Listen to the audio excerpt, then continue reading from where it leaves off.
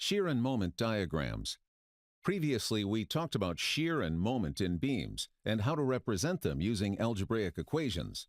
In this lecture, we're going to focus on their graphical representations, also called shear and moment diagrams.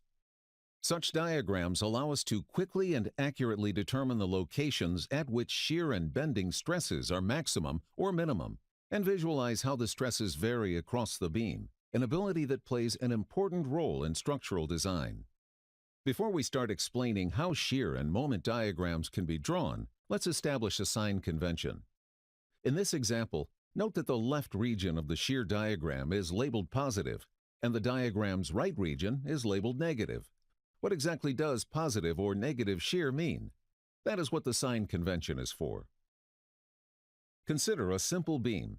If we cut it, say at point C, we need to show the internal shear force and bending moment at the cut point. The shear force has to be shown as a pair of vertical forces acting in opposite directions. So the pair has to be drawn either like this or like this. In the first scenario, the shear force tends to rotate the beam segments in the clockwise direction.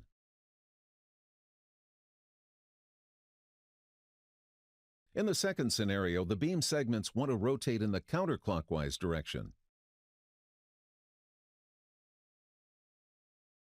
By convention, the shear force direction that tends to cause a clockwise rotation is considered positive. If the shear force tends to cause a counterclockwise rotation, we call it a negative shear. Therefore, this is a positive shear, and this is a negative shear.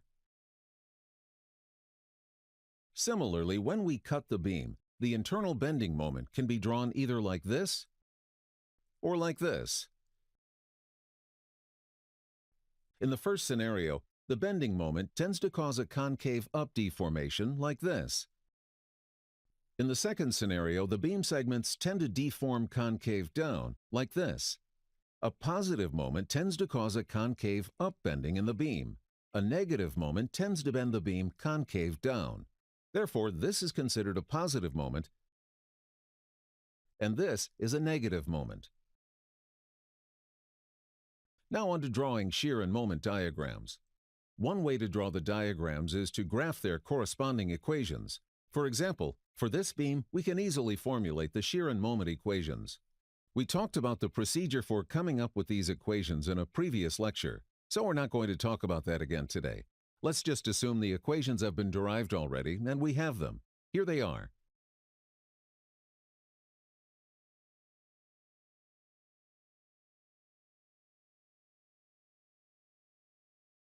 Our task is to graph them. For shear, we have two equations. For the left segment of the beam, where x is between 0 and 5, shear equals 375 minus 100x. This represents a line segment. To draw it, we need 2 points. Let's pick the segment's endpoints, so we need to evaluate the equation at x equals 0 and at x equals 5. When x is 0, shear value is 375. When x is 5, we get negative 125. Now locate the points on the coordinate system, then connect them with a straight line.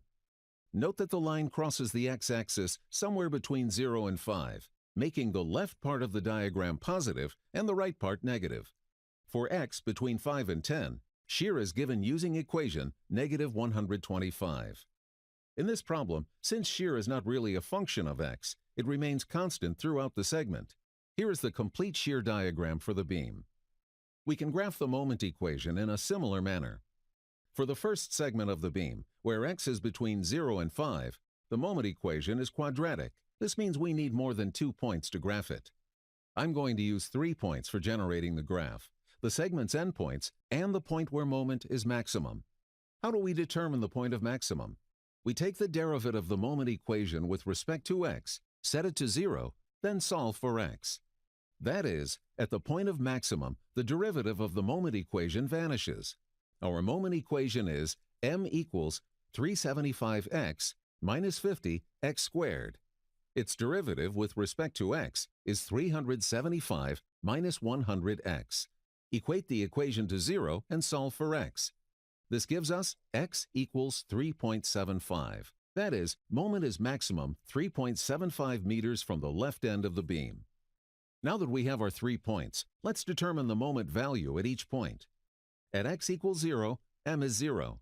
At x equals 3.75, m is 703. And at x equals 5, m equals 625. Here's the graph of the quadratic equation. Since the diagram is above the x-axis, moment is considered positive in the entire region where x is between 0 and 5.